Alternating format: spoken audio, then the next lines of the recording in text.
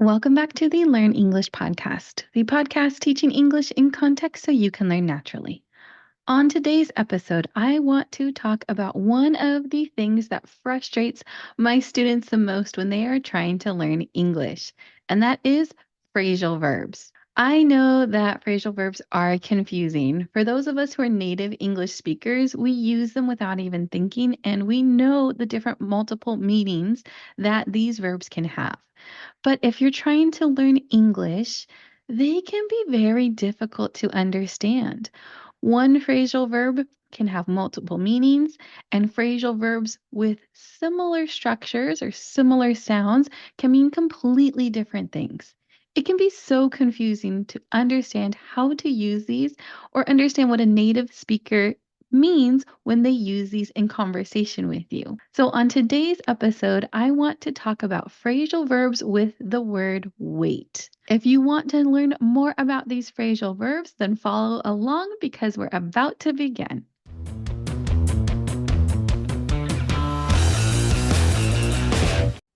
Before we get started, I want to remind you to look at the description of this podcast episode, of our previous podcast episodes, so you can find the vocabulary list of the words and phrases that I use during the episode.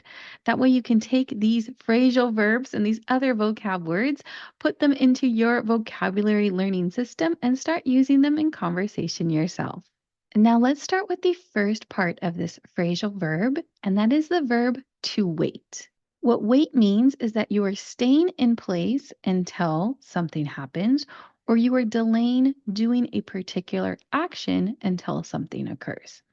For example, if you are trying to take the metro to work, and let's say you miss the train that you wanted to take, you might have to wait until the next train comes. That means you're standing on the platform, you're waiting until the next metro train comes along so that you can take that train and get to work. It can also mean that you're just postponing some event until something else occurs.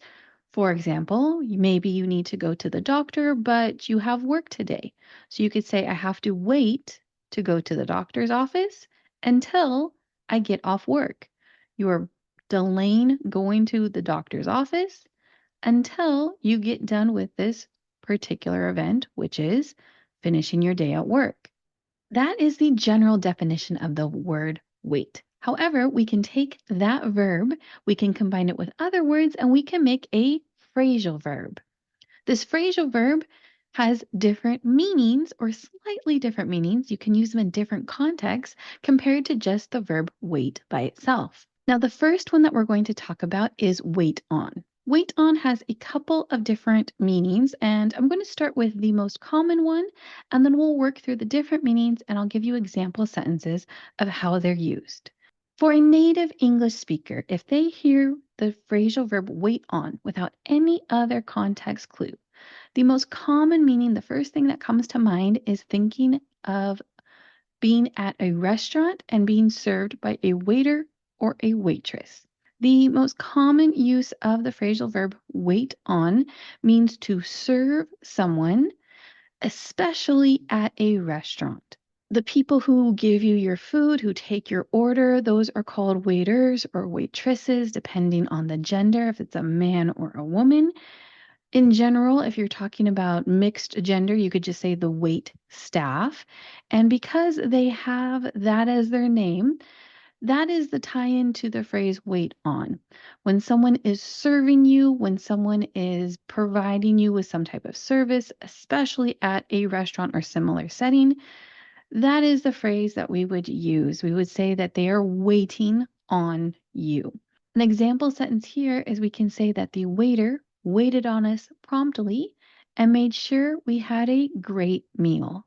Now, like I said, this is most common in a restaurant. It can, however, be with other settings, in other settings, and with other people besides just a waiter or a waitress.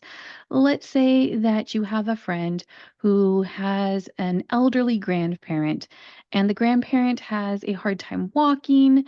They really can't take care of themselves. And your friend is helping their grandparent. They're helping around the house, they're helping them walk, they're helping them go to the restroom and eat and everything. Even though they're not in a restaurant, they're still providing a service and they're still taking care of someone, and that would be waiting on someone. Typically, when we say this kind of thing, we will say they are waiting on someone hand and foot. Hand and foot means that they're taking care of everything that person needs. They're taking care of anything that comes up, and they're being very, very careful and very diligent, which means that they're being very aware of everything that the person needs, and they're making sure to meet all of that person's needs. They're taking complete care of a person. So when someone is doing that, we say that they are waiting on someone hand and foot. And now, this wasn't one of the ones that I said we're going to talk about, but I did want to mention the phrasal verb wait upon. Wait upon is extremely similar to wait on when you're talking about taking care of someone and providing them some type of service. Waiting on someone in the context of taking care of them and waiting upon someone mean the same thing. So you might hear that someone is being waited on or waited upon. And if you're talking about taking care of someone's needs, those mean the same thing. The second meaning for wait on is waiting a decision or a development. This means that you need more information to occur before you can make your decision. You need something to happen before you can move forward with whatever it is that you're doing. For example, let's say you are a doctor. You're working in a hospital and you have a patient and you're not sure what is wrong with your patient. You order lab results for the patient gets their blood drawn, and you're waiting for those results to come in. You can say that we are waiting on the test results before we continue with their treatment plan. That means you're waiting for those particular results. You're waiting to see the information from their test results before you make a decision, a better informed decision, and know what to do. So you're waiting on a particular piece of information so you can make a better choice and a better decision and then move forward. The third meaning of wait on is to be dependent on someone else and wait for their action. For example, let's say that you and your partner, your girlfriend or your boyfriend, are going out for the evening and they're taking forever to get ready. You're going to go out together, you're going to go to dinner and go to a movie, but they are not done getting ready. They're still brushing their hair and putting their clothes on, and you're just standing there waiting to leave, but you can't leave until they are done getting ready. What you can say is that I am waiting on you. That means that you are ready, you are standing there, and you are being delayed from leaving until this person, your girlfriend or your boyfriend, is also ready to leave for the evening. You are waiting on them to get done getting ready so you can both leave together.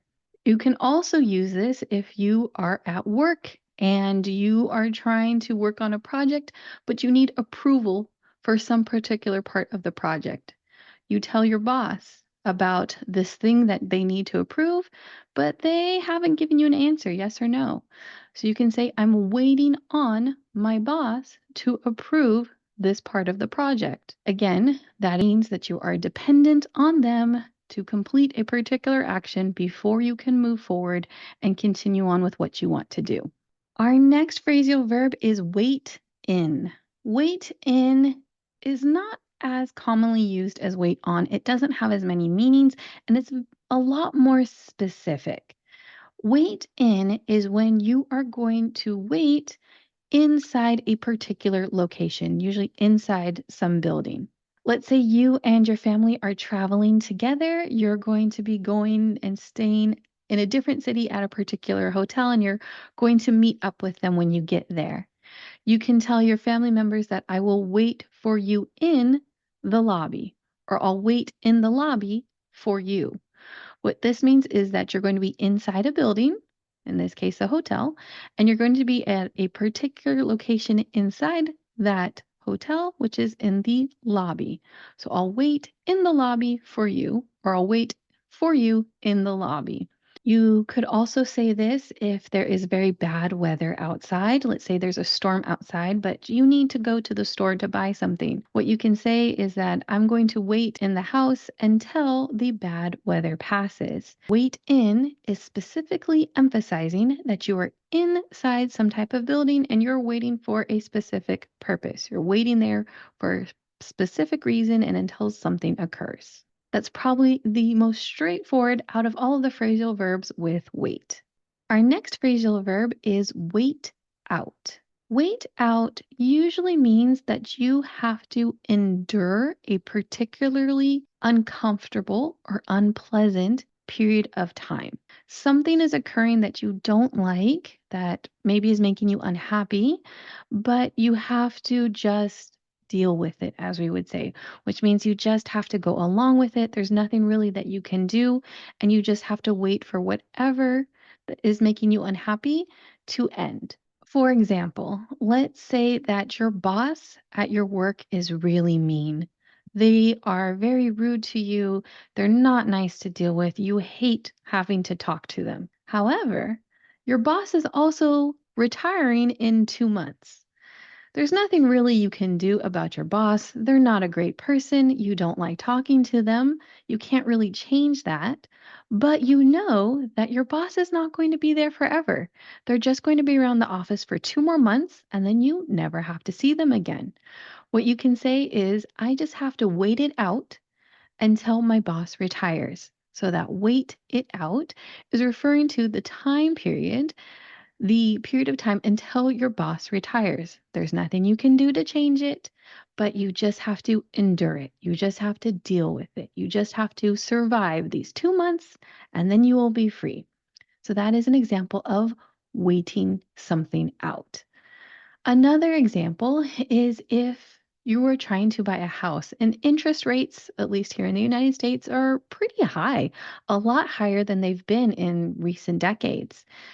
Maybe you want to buy a house, but with these high interest rates, you just can't afford to. So you can say that I'm going to wait out these high interest rates and I'll buy a house once they go down. You can't change the interest rates. That's the federal government and the federal monetary policy. There's nothing that you can do there. You have no control over the interest rates here in the United States. So you just have to wait. You just have to go through this time period of high interest rates. And once the government lowers them, once it becomes easier to buy a house, then you can buy a house. Our last phrasal verb is wait around. Wait around can be used in a couple of different contexts, but the most common meaning is to be stuck somewhere and to waste time or to be unproductive. For example, I'm in California, I'm on the west coast of the United States, and let's say I am traveling to a country that's far away. Let's say I want to go visit Vietnam. Now, I can't get a flight that goes directly to Vietnam. I'm going to have to stop somewhere and have a layover in another airport. So let's say that I take a flight and the airport that I stop at that's in between California and Vietnam, my layover there is for 4 hours. There's nothing really I can do in 4 hours. I can't leave the airport and come back. I can't go anywhere. So I just have to stay in the airport. In that case, I could say that I have to wait around in the airport for my next flight. I'm stuck in place. There's nothing really I can do. There's nothing that I can go see. And I'm just being unproductive with my time, which means that I am waiting around. I'm going to wait around in the airport for my next flight so I can go see Vietnam. You can also hear this when someone is criticizing someone else about not taking action or not doing something. For example, we know that humans are impacting the environment. The environment is changing around us. Global temperatures are changing. We're getting more severe weather. And you might hear someone say, we can't just wait around and do nothing. That is a criticism if you say that someone is waiting around and doing nothing, Or if you say we can't wait around and do nothing, that means that you really want people to start taking action. You want them to start doing something instead of wasting time. You might also hear this in movies or TV shows, especially if a couple is in a relationship. Two people are dating and maybe they're having some type of argument. Let's say that one person in the relationship wants to become more serious. They want to get engaged, they want to get married, they want to start a family. And the other person isn't so sure. They're not sure if they want to get married. The person who wants to continue the relationship and wants it to get more serious can say, I'm tired of waiting around for you to decide what you want. I'm not going to wait around for you any longer. I'm not going to wait around for you to get your life together. That's a very common line in TVs and movies, especially coming from a female character whose partner might not have a job or might not be in school or might just be kind of lost with what they want to do with life. That I'm not going to wait around means this relationship is ending. I'm tired of you not committing to me and your future, and we're breaking up. I hope you learned a little bit about these phrasal verbs. I hope you learned about the different meanings, the different contexts they can be used in, and the differences between these phrasal verbs that have weight in them. I know these types of verbs are confusing for students who are learning English. We as native speakers use them without even thinking about it, but it's frustrating for students who are learning. I hear it all the time from my students that they find them very confusing. I just want to encourage you and tell you to keep studying, keep trying, because the more you interact with English, the more times you hear these phrasal verbs, the more context you see them in, the easier it's going to get to understand them, and the easier it is to use them when you are speaking in English. Fluency takes time, listening comprehension takes time, but the more practice you get and the more times you see them, the better you're going to be with them. A reminder to look at the vocab list that's in the description so you can find the definitions of these phrasal verbs and so you can start trying to put them into your vocabulary learning system and learn them yourself.